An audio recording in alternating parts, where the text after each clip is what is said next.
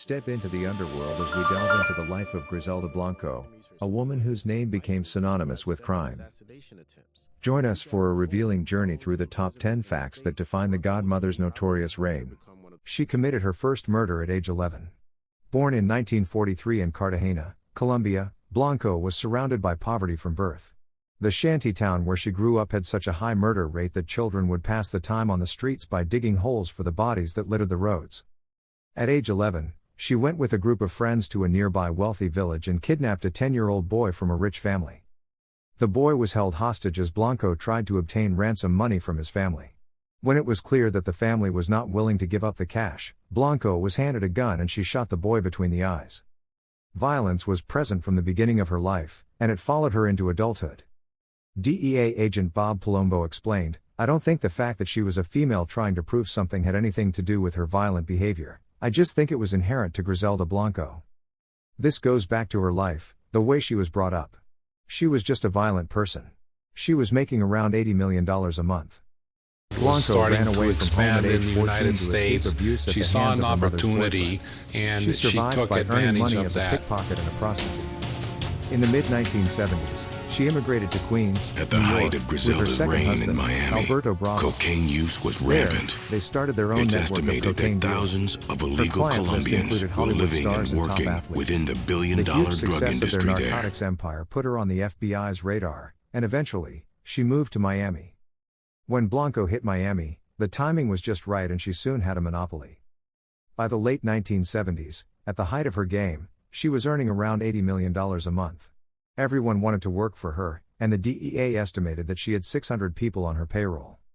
DEA agent Bob Palumbo told Maxim, "She mesmerized people. She could woo you with her acumen and make you a loyal follower." Blanco was able to live a life of comfort and luxury. However, with great riches came powerful enemies.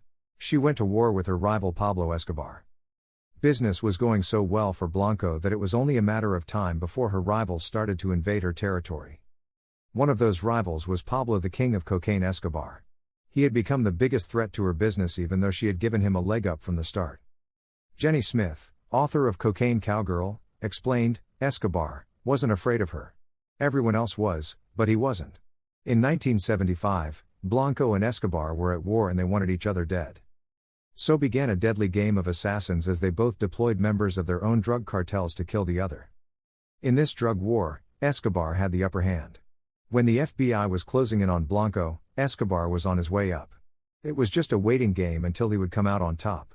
She was believed to be responsible for more than 200 murders.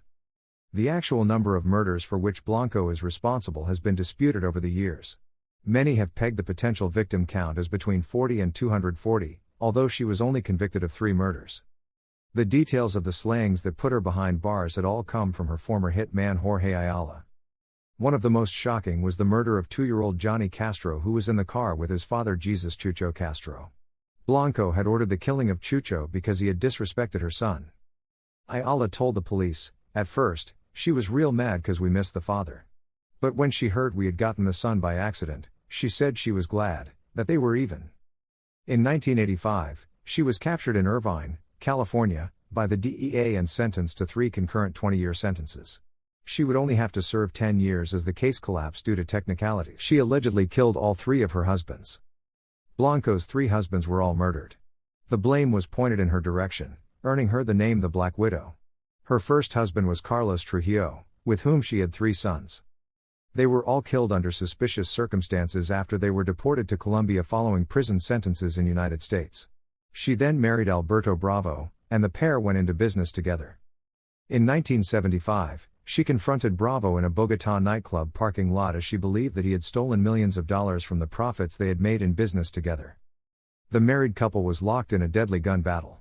She was holding a pistol, and he had an Uzi submachine gun. It ended with Bravo dead along with 6 of his bodyguards. Blanco walked away with only a minor gunshot wound to the abdomen. Blanco's 3rd husband, Dario Sepulveda, was the father of her youngest son, Michael Corleone Blanco. In 1983, Sepulveda kidnapped Michael during a custody disagreement. Blanco then paid to have Sepulveda murdered in Colombia, and Michael was returned to her. She avoided the death penalty due to a phone sex scandal. Most of the information about Blanco's web of illegal drugs, murder, and extortion came from her former hitman Jorge Ayala, who became the key witness in the investigation. Blanco was looking at the death sentence in the state of Florida if she were found guilty of murder. But the case took a shocking U-turn that saved her life. Ayala had begun a phone sex relationship with two of the secretaries at the Miami-Dade State Attorney's Office, who also cashed money orders that he sent them. The phone sex scandal brought Ayala's credibility as a witness into question.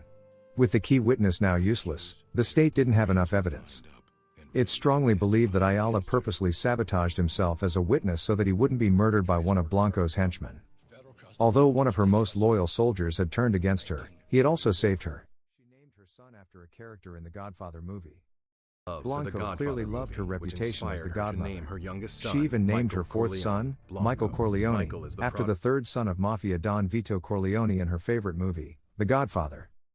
Blanco's former hitman, who would later become a witness against her, revealed that he accepted a $50,000 payment for killing a man for her while 3-year-old Michael was in the room with her. Blanco never hid her criminal ways from her sons. She was determined that they would follow in her footsteps and inherit her multi-billion empire. However, things didn't work out as planned. Michael's father and his older brothers were all killed before he reached his 16th birthday.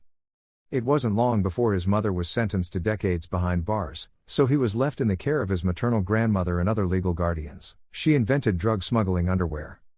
When you have to transport 1,540 kilograms, 3,400 pounds, of cocaine into the United States a month, it pays to be a bit creative to avoid detection. According to Miami New Times, she revolutionized smuggling by developing her own line of underwear with secret compartments to stuff drugs into. She invented the underwear with hidden pockets so that her cocaine mules could get the drugs into the U.S. In Medellin, Colombia, she opened her own manufacturing facility that developed custom-made bras and girdles that were perfect for drug smuggling. Another one of her inventions was deadly. In 1979, she coordinated a shootout at Dadeland Mall in Miami. 3 gunmen drove up to the target in a fully equipped war wagon and sprayed 60 shots. 2 men were killed, and a store clerk was injured. It was the first grisly drive-by of its kind, but it was copied by many cartels after Blanco died. She planned to kidnap John F. Kennedy Jr. When they finally busted Blanco, it was a big deal for the DEA. Miami attorney Sam Burston told Maxim, "She was our John Gotti." Blanco was not happy about sitting behind bars, so she cooked up an elaborate plan to regain her freedom. According to the New York Post, she intended to send her foot soldiers in the cartel to kidnap John F. Kennedy Jr. A promise of his safe return would be negotiated if she was allowed to walk free. Nothing ever came of Blanco's elaborate plan. With her behind bars, it was business as usual and then some for her rivals on the outside. The safest place for Blanco was behind bars. Miami homicide detective Nelson Andreu explained to the Miami Herald, "It's surprising to all of us that she had not been killed sooner because she made a lot of enemies. When you kill so many and hurt so many people like she did, it's only a matter of time before they find you and try to even the score." She was murdered by her own vicious method. Blanco created the method of killing her enemies while on a motorcycle. Her henchmen would ride up on motorbikes, shoot the intended target, and then zoom off before anyone really knew what was going on. It was such a successful method of killing that many of her rivals also adopted the technique. After Griselda Blanco was released from prison, her youngest son revealed that she had become a born-again Christian. Then, on September 3, 2012, Blanco went to the butcher's shop in Medellin with her pregnant daughter-in-law. They bought $150 worth of meat. A middle-aged man got off a motorbike, walked up to Blanco on the street, and shot her twice. Then he walked back to his motorbike and drove away. One witness at the scene said, "He was a professional. It was vengeance from the past." As Blanco lay dying on the ground, her daughter-in-law placed a Bible on her chest. Blanco was 69 when she died. She had finally fallen victim to the same fate that she had forced on so many others. The consequences of an invasion might vary depending on the aims of Griselda Blanco, invaders and the defenders. Her life was marked by invading and defending forces, and a level of notoriety that has left an indelible mark on the history of organized crime. The most usual outcome is territory loss, which is frequently accompanied by a change in leadership and frequently results in losing complete control of the nation. Stay curious.